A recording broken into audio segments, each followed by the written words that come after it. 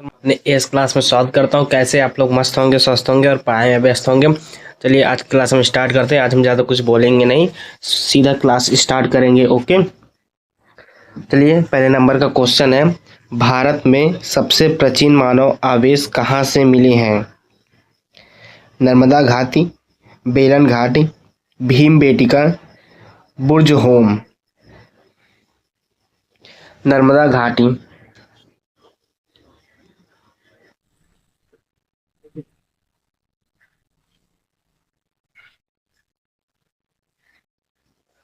और दोस्तों मैं एक बात आपको जो ये बताना चाहता हूँ कि आज जो हमने है, आज हम प्राचीन भारत के 50 एमसीक्यू लेकर आए। ओके, हम टॉपिक वाइज सब पढ़ाएंगे। ओके ठीक है, ये 50 एमसीक्यू जो है प्राचीन भारत के हैं और ये हमेशा पूछे जाते हैं। ठीक है, चलिए हम दूसरा क्वेश्चन देखते हैं।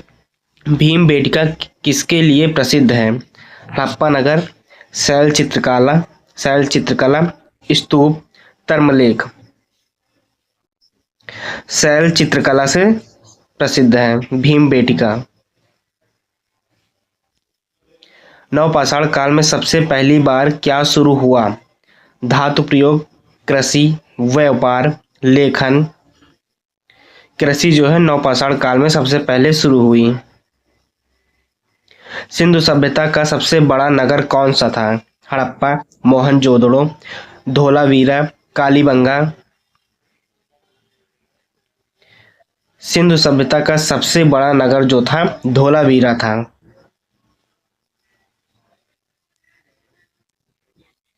धौलावीरा किस राज्य में स्थित है? राजस्थान, गुजरात, पंजाब, हरियाणा। गुजरात में जो है धौलावीरा स्थित है। सिंधु घाटी सभ्यता किस धातु से अनभिज्ञ थी? तांबा, कांसा, लोहा, सोना।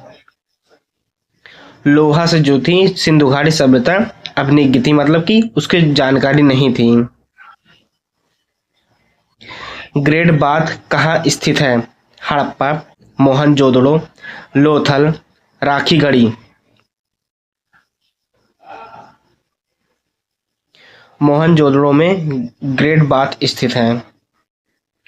सिंधु सभ्यता की लिपि कैसी थी? वर्णमाला, चित्रकला, चित्रलिपि, देवनागरी, ब्राह्मी। चित्रलिपि थी सिंधु सभ्यता की। लोथल किसके लिए प्रसिद्ध था? बंदरगाह, स्तूप, विश्वविद्यालय, किला। लोथल जो था बंदरगाह के लिए प्रसिद्ध था। वैदिक काल का मुख्य व्यवसाय क्या था? व्यापार, कृषि, पशुपालन, शिल्प। पशुपालन वैदिक काल के लिए मुख्य व्यवसाय था। ऋग्वैदिक समाज किस प्रकार का था? नगर आधारित, ग्रामीण, औद्योगिक, समांति।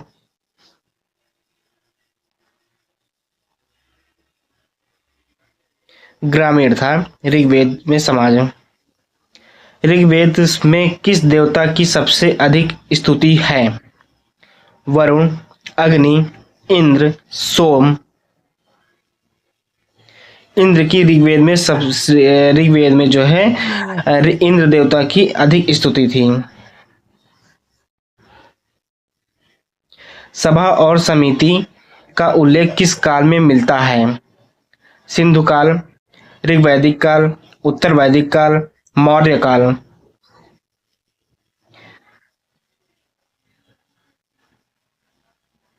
त्रिवैदिक काल में जो है सभा और समिति का उल्लेख काल मिलता है। उत्तर वैदिक काल में प्रमुख धातु कौन सी थी? तांबा, कांसा, लोहा, चांदी। लोहा जो था उत्तर वैदिक काल का प्रमुख धातु था। वर्ण व्यवस्था का कठोर रूप किस काल में विकसित हुआ? त्रिवैदिक, उत्तर वैदिक, मौर्य, गुप्त। उत्तर वैदिक। बौद्ध धर्म के संस्थापक कौन थे? पार्श्वनाथ, महावीर, गौतम बुद्ध, या फिर अशोक? गौतम बुद्ध बौद्ध धर्म के संस्थापक थे। बुद्ध को ज्ञान की प्राप्ति कहाँ हुई? कुशीनगर, सारनाथ, बोध गया, लुम्बिनी। बोध गया में बुद्ध को ज्ञान की प्राप्ति हुई। महावीर स्वामी का जन्म कहाँ हुआ था? वैशाली, कुशीनगर, राजगृह, पटलीपुर। वैशाली में महावीर स्वामी का जन्म हुआ। प्रथम बौद्ध संगीति कहाँ हुई? वैशाली, पटलीपुर, राजगृह, सारनाथ। राजगृह में प्रथम बौद्ध संगीति हुई। जैन धर्म में त्रिरत्न नहीं है? सम्यक ज्ञान, सम्यक दर्शन, सम्यक कर्म, सम्यक तप। सम्यक तप जैन धर्म में त्रिनित नहीं है।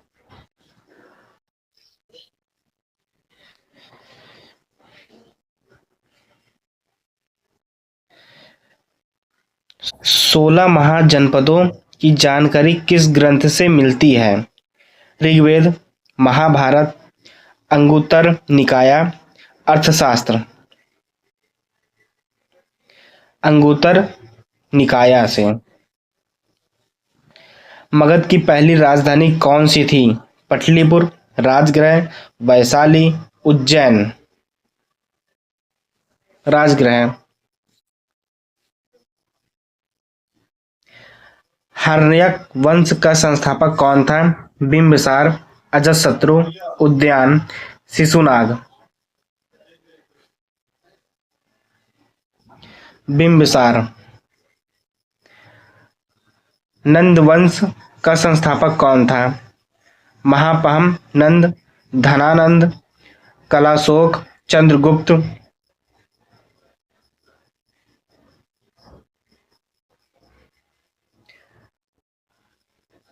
महापम नंद। चंद्रगुप्त मौर्य के गुरु कौन थे? पतंजलि, चाणक्य, चरक, नागार्जुन। चाणक्य। मौर्य समाज की राजधानी थी? उज्जैन, तक्षशिला, पटलीपुर, वैशाली। पटलीपुर। अशोक का शिलालेख किस लिपि में है? खरोष्टी, ब्राह्मी, देवनागरी, गुप्त। ब्राह्मी। कलिंग युद्ध कब हुआ? कलिंग युद्ध कब हुआ? 262 ईस्वी पूर्व, 261 ईस्वी पूर्व, 260 ईस्वी पूर्व, 259 ईस्वी पूर्व। कलिंग का जो युद्ध था हमारा 261 ईस्वी पूर्व में हुआ था। अशोक ने धम्म का प्रचार किस माध्यम से किया? ग्रंथ, शिलालेख, सिक्के, चित्र। शिलालेख से अशोक ने धम्म का प्रचार किया। मौर्य शासन का प्रमुख अधिकारी कौन था? अमात्य, महामत्य, महादंडनायक, युवराज। महामत्य मौर्य शासन का प्रमुख अधिकारी था।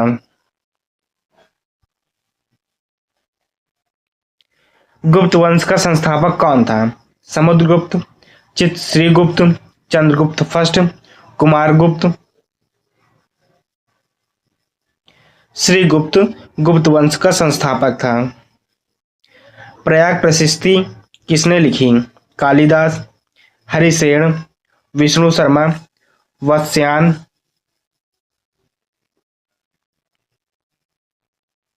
हरिसेन। समुद्रगुप्त को क्या कहा जाता है? भारत के नेपोलियन, धर्माशोक, विक्रमादित्य, महान विजेता। भारत का नेपोलियन। गुप्त काल को स्वर्ण युग क्यों कहा जाता है? युद्धों के कारण, कला विज्ञान के विकास के कारण, कर व्यवस्था के कारण, प्रशासन के कारण, कला विज्ञान के विकास के कारण गुप्त काल को स्वर्ण युग कहा जाता है। शून्य की खोज किस काल में हुई? मौर्य, गुप्त, हर्ष, कुषाण। गुप्त काल में जो है शून्य की खोज हुई। आर्यभट्ट किस विषय के विद्वान थे? चिकित्सा, गणित व खगोल, राजनीति, धर्म। गणित व खगोल के आर्यभट्ट विद्वान थे। नालंदा विश्वविद्यालय की स्थापना किसने की? अशोक, हर्ष, कुमारगुप्त, समुद्रगुप्त। कुमारगुप्त में नालंदा विश्वविद्यालय की स्थापना की। गुप्त काल की प्रमुख भाषा कौन सी थी? पाली, प्राकृत, संस्कृत, अपभ्रंश।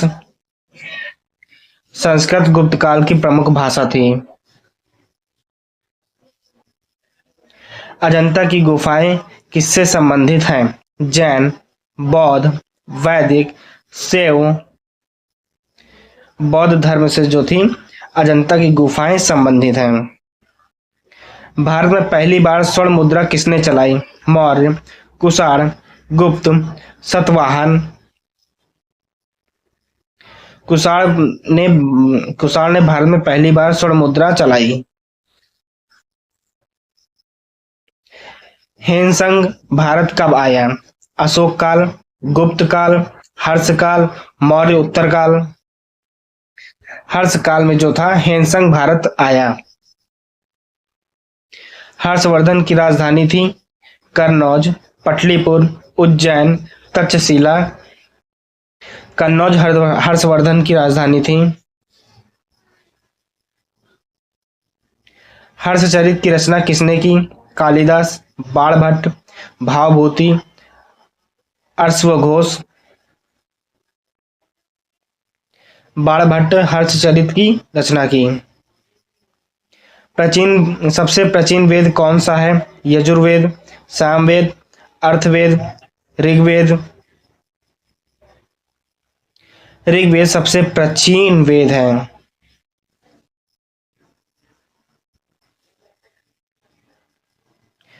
उपनिषद किससे संबंधित है? कर्मकांड, भक्ति, दर्शन, युद्ध। दर्शन से उपनिषद संबंधित है। महाजनपद काल में सबसे शक्तिशाली राज्य कौन सा था? कुशल, अवंती, मगध, वात्स्य। मगध जो था महाजनपद काल में सबसे शक्तिशाली राज्य था। बौद्ध धर्म का प्रतीक नहीं है? धर्मचक्र, कमल, त्रिशूल, स्तूप। त्रिशूल बौद्ध धर्म का प्रतीक नहीं है। जैन धर्म के 24वें तीर्थकार कौन थे? ऋषभदेव, पार्श्वनाथ, नेमिनाथ, महावीर। महावीर जो थे जैन धर्म के 24वें तीर्थकार थे। अशोक के शिलालेखों की खोज किसने की? James Prince, Cunningham, Marshall, Wheeler. James Prinsep ने अशोक के शिलालेखों की खोज की। भारत में विश्वविद्यालय प्रणाली की शुरुआत किस काल में मानी जाती है? मौर्य काल, कुषाण, गुप्त, हर्ष। गुप्त काल में जो थी भारत में विश्वविद्यालय प्रणाली की शुरुआत हुई थी।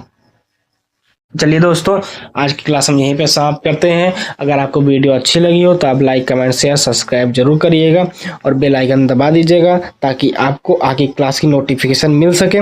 ओके, और आप बताइएगा कि आप कमेंट में कि आप लोगों ने कितने क्वेश्चन सही किए हैं। ठीक है, चलिए आज की क्लास हम यहीं पर समाप्त करते हैं। Okay, bye bye. और हाँ, एक बात आप लोग ध्यान जरूर रखिएगा कि संडे को जो है मैं 100 क्वेश्चन लेकर आऊँगा। आप लोग उसे जरूर देखिएगा और कमेंट में बताइएगा कि आप लोगों ने कितने क्वेश्चन सही किए हैं उनमें। ठीक है, संडे को आप लोग इसी टाइम पे तैयार रहिएगा। ठीक है।